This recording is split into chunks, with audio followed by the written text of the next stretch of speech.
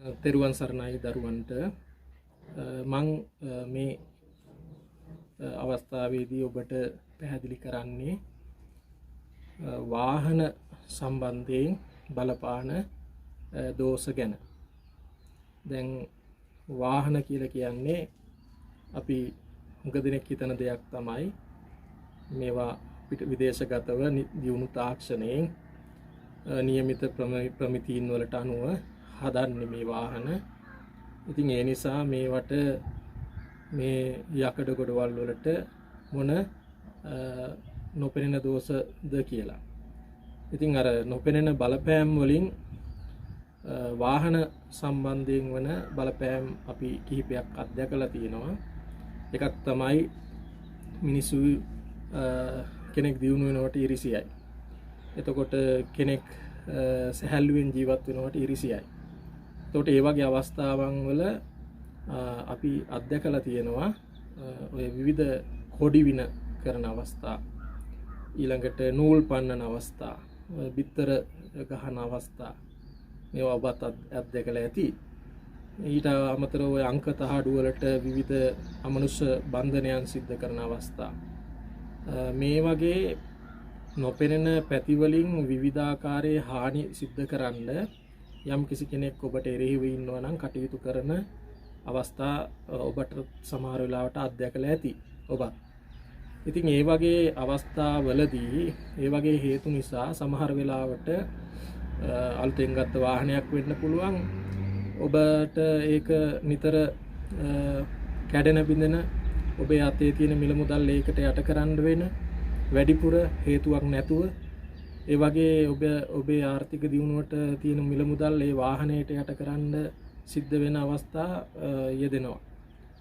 ඊළඟට අනිත් කාරණාව තමයි අපි හිතමු ඔබගේ ව්‍යාපාරයක් දියුණු කරගන්න ගත්ත වාහනයක් කියලා. එතකොට ඒ ව්‍යාපාරය සඳහා ඔබ ඒ කරන මොනවා හරි කැපකිරීමට සාධාරණ ලාභයක් ඇති නොවෙන්න පුළුවන්. මම මේ කියන්නේ ඔබ කොයිතරම් උත්සාහයෙන්, කොයිතරම් කළමනාකාරීත්වයෙන් ඔබේ ව්‍යාපාරය ගැන, වාහනය ගැන සැලකිලිමත් වෙලා මේ කටයුතු කළත් සමහර වෙලාවට මේ වගේ අවස්ථා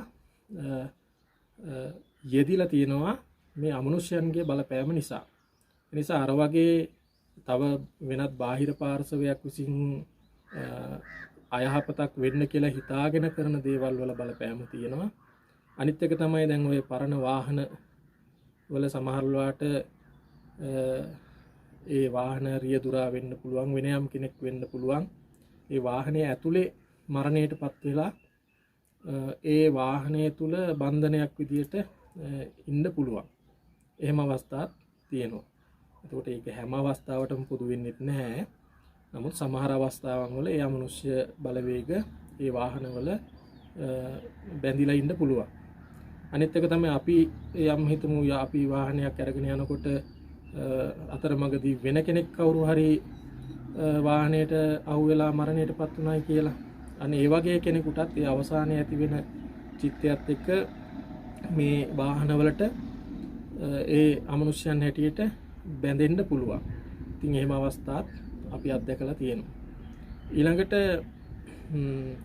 අනිත් එක තමයි අර ඒ විදිහට අමනුෂ්‍යයන්ගෙන් වන බලපෑම නිසා සමහර වෙලාවට මේ අපි නොහිතන අනතුරු වලට ලක් වෙන්න පුළුවන්. එතකොට ජීවිත හානි වෙන්න පුළුවන්, දේපල හානි වෙන්න පුළුවන්, නඩු වලට පැටලෙන්න පුළුවන්. ඉතින් ඒ වගේ විවිධාකාර බාධක ප්‍රශ්න ඇති වෙන්න පුළුවන්.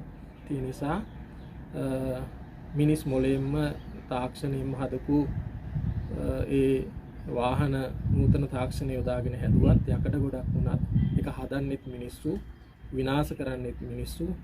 ඉතින් අපේ පුරාණ මේ යන්ත්‍ර මන්ත්‍ර ශාස්ත්‍ර අනුව කෙනෙකුට අහිතක් කරන්න දේවල් හදන්නෙත් මිනිස්සු, ඒ වගේ ගලව ගන්න හදන්නෙත් මිනිස්සු. ඒ නිසා ඒ වගේ පැති තියෙනවා. ඒ නිසා ඔබ විශේෂයෙන් වාහනයක් අලුතෙන් ගන්නවා නම් ඒවට තියෙන ඇස් වහ කට වහ දෝෂ වෙන්න පුළුවන්. ඉතින් ඒවා දුරු කර ගන්න ඕනේ. ඊළඟට මොනවා හරි ආරක්ෂාවක් නිරන්තරයෙන් යොදා ගන්න ඕනේ. අර වගේ බාධක අමනුෂ්‍යයන්ගේ බැල්ම තියෙනවා නම් ඒවා ඉවත් කරගන්න ඕනේ. ඉතින් විශේෂයෙන් ඒ සඳහා අපේ ලාංකික සංස්කෘතියට අනුව කතරගම දෙවියන් වෙනුවෙන් බාරහාර වීම, පුද පූජා තැබීම, ඊළඟට බහිරව දේවතාවුන් උදෙසා යම්කිසි පුද පූජාවන් දීලා වාහනවලට ආරක්ෂාව සලස ගැනීම, ඒ වගේ දේවල් වලින් ඔබ යන එන ගමන බිමන කිසිදු කරදරයකින් බාධකකින් තොරව යන්න එන්න. ඊළඟට ඔබ ව්‍යාපාරයකට යොදලා තියෙන වාහනයක් නම් ඒකෙන් ඉහළ ආදායමක් ලබන්න, ප්‍රතිලාභයක් ලබන්න, ඒ වගේ අවස්ථාවන් පාද ගන්න පුළුවන්. ඒ නිසා ඔබ ඒ විශ්වාසයෙන් සහ උවමනාවෙන් ඒ වාහන සම්බන්ධයෙන් කටයුතු කරනකොට මේ පිළිබඳවත් යම් අවධානයක් යොදලා කටයුතු කරන්න කියන මතක් කිරීම තමයි මට කියන්න තියෙන්නේ. එහෙනම් තෙරුවන් සරණයි.